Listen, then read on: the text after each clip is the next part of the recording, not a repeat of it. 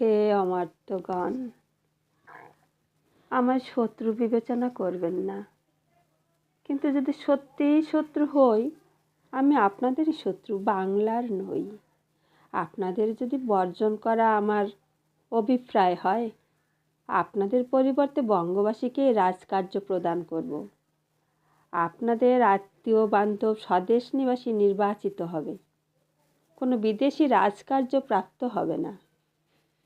হিন্দু মুসলমানগণ একসাথে বাংলায় আবদ্ধ, সে স্বার্থের বিঘ্ন হবে না।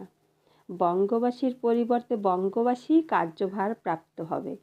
যদি আমার প্রতি বিদ্বেষ পরিত্যাগ না করেন, পূর্ণিয়ায় শকটজঙ্গের সঙ্গে যোগাযোগ করুন, কিংবা বিদ্রোহী ধ্বজা উড্ডীন করে যোগ্যজনকে সিংহাসন প্রদান করুন। কিন্তু স্থির জানবেন,